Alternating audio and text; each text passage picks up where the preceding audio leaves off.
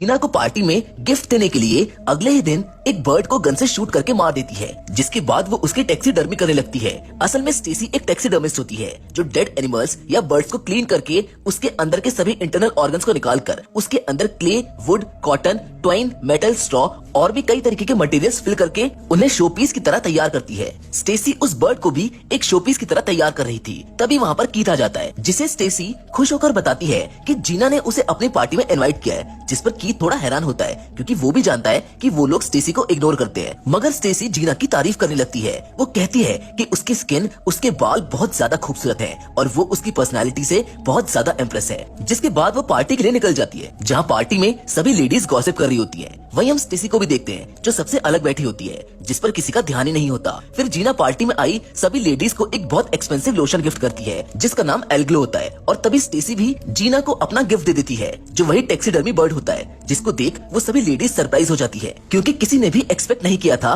कि ऐसा गिफ्ट भी कोई दे सकता है, क्योंकि उन्हें वो गिफ्ट बहुत अजीब लगता है। फिर वो सभी जीना के दिए एल्ग्लो लोशन को अपने फेस और बॉडी पर लगाने लगते हैं, लेकिन स्टेसी का फेस उस लोशन को लगाने से लाल हो जाता है, क्योंकि उसकी स्किन बहुत सेंसिटिव होती है, जिससे स्टेसी को एलर्जी हो जाती है। इसीलिए स्टेसी पार्टी से जल्दी घर चली जाती है, जहाँ कीथ उससे कहता है कि तुम्हारी स्किन के सेंसिटिव होने की वजह से तुम्हें एलर्जी हो गई है, जिस पर स्टेसी कहती है कि कमी मुझ में ही है और मैं बहुत ही ज्यादा बदसूरत और बेकार हूँ, क्योंकि दुनिया के सबसे अच्छी लोशन से भी मुझको एलर्जी हो गई। स्टेसी इस बात को लेकर बहुत उदास होती है, इसीलिए रात को उसको नींद नहीं आती। वो टीवी देखने लगती है, जिधर हम उसी एल्ग्लो लोशन को भी देखते हैं जो टेबल पर रखा होता है, जिसमें से लोशन अपने आप बाहर निकलने लगता है। वहीं टीवी में एल्ग्लो लोशन की एडवर्टीजमेंट आने लगती है, जहाँ एडवर्टीजमेंट वाला आदमी स्टेसी से बात करने लगता है, जिसको देख स्टेसी को कुछ समझ नहीं आता। उसको लगता है कि ये शायद उसका कोई वहम है, मगर ध्यान से देखने पर उसको पता चलता है कि वो आदमी सच में उससे बात कर रहा है। वो स्टेसी से कहता है कि अगर तुम एल्ग्लो को इस्तेमाल करती हो तो तुम बहुत ज्यादा खूबसूरत बन जाओगी, तुम अपना सर समाज में उठाकर जी सकोगी, तुम शान से उन लोगों के बीच रह सकोगी जो तुम्हें आसपास पसंद भी नहीं करते, लेकिन इसके लिए तुम्हें एल्ग्लो की कई बॉटल्स को इस्तेमाल करना होगा, और अगर उससे तुम्हें कुछ खुजली या फिर जलन हो तो इसका मतलब है कि वो लोशन असर कर रहा है। इन्हीं सब बातों से वो आदमी स्टेसी को मैनिपुलेट कर देता है और स्टेसी भी बहुत सारे एल्ग्लो लोशंस को ऑर्डर करके मंगा लेती है, जिसके बाद से अब स्टेसी की स्किन और भी ज्यादा बिगड़ने लगती है, जिसको देखकर कीथ उससे कहता है कि तुम्हें अब ये लोशन और ज्यादा इस्तेमाल नहीं करना चाहिए। जिस पर स्टेसी उससे कहती है कि जलन मचना और खुजली होने का मतलब है कि ये लोशन काम कर रहा है, जिसके साथ स्टेसी अपने बारे में बुरा भला कहने लगती है कि शायद कमी उसके अंदर ही है, वो खराब है। लेकिन कीथ उसको ये कहकर दिलासा देने की कोशिश करता है कि उसमें कोई कमी नहीं है, वो उसके लिए बहुत मायने रखती है। स्टेसी कहती है कि वो अब बदलने जा रही है, इसीलिए कीथ को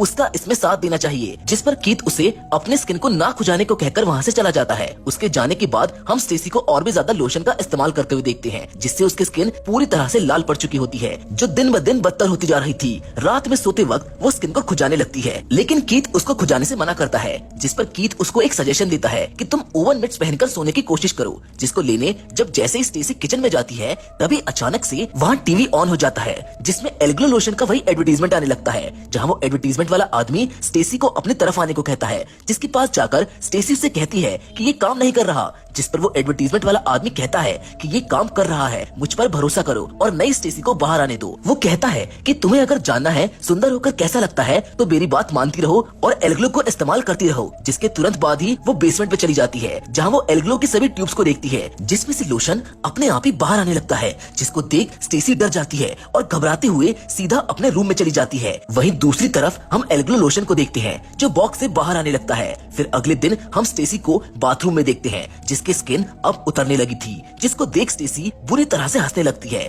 तभी उसे कीथ आवाज लगाकर नीचे बुलाता है, जो घर आ चुका होता है। वो स्टेसी की ऐसी हालत को देख उसे डॉक्टर को दिखाने के लिए कहता है, मगर स्टेसी उल्टा उस पर ही भड़कने लगती है। कीथ उससे कहता है कि तुम्हारे अंदर कोई खराबी नहीं है, तुम अंदर और बाहर दोनों जगह से सुंदर हो। लेकिन स्टेसी गुस्सा होकर बेसमेंट में चली जाती है, जिसे कीथ वो लोशन लगाने से मना करता है। अब जैसे ही स्टेसी बेसमेंट में पहुंचती है तो वहाँ वो एक अलग ही नजारा देखती है, क्योंकि सभी लोशंस ने मिलकर ह्यूमन शेप ले ली थी, जो बिल्कुल एक लेडी की तरह लग रही होती है। स्टेसी उसके पास जाती है, जहाँ हम नोटिस करते हैं कि स्टेसी जो भी कर रही होती है वो उसको कॉपी कर रही होती है। तभी वो दोनों एक दूसरे को किस करते हैं और प्यार करने लगते हैं, जिसके बाद जब वो ऊपर अपने रूम में जाती है तो कीथ उसको देखकर बहुत हैरान होता है, क्योंकि उसके मना करने के बाद भी स्टेसी की पूरी बॉडी पर वो लोशन लगा हुआ था, जिसको देख वो थोड़ा गुस्सा करने लगता है। वो स्टेसी से कहता है कि क्या तुम पागल हो गई हो। वो स्टेसी को उसकी सभी खूबियां बताने लगता है। वो उसको परफेक्ट कहता है। तभी स्टेसी कहती है कि शायद तुम नहीं चाहते कि मैं बदलूं, जिस पर कीथ कहता है कि हाँ, मैं नहीं चाहता कि तुम बदलो,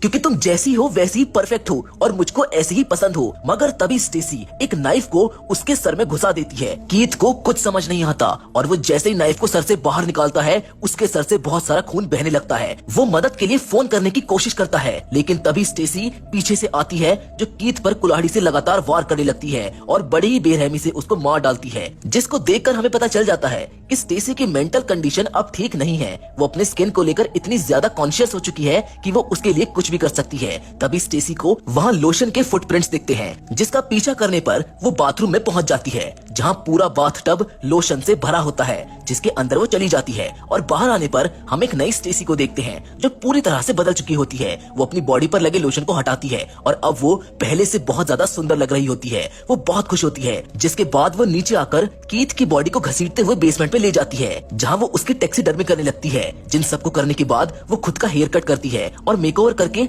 अपने वर्क प्लेस के लिए निकलने लगती है, जहाँ जाते वक्त वो कीथ को बाय करती है, जिसे हम टीवी के सामने बैठा देखते हैं, जिसकी वो टैक्सीडर्मी कर चुकी थी। अब जब स्टेसी अपने वर्क प्लेस पहुंचती है तो वहाँ सब उसको देख बहुत ज्यादा हैरान रह जाते हैं और जीना समेत बाकी सभी कोवर्कर्स की आंखें फटी की फटी रह जाती हैं। वो सभी स्टेसी की बहुत तारीफ करने लगते हैं। वो उसको छू कर देखते हैं, क्योंकि किसी को भी यकीन ही नहीं हो रहा था कि ये कैसे हुआ।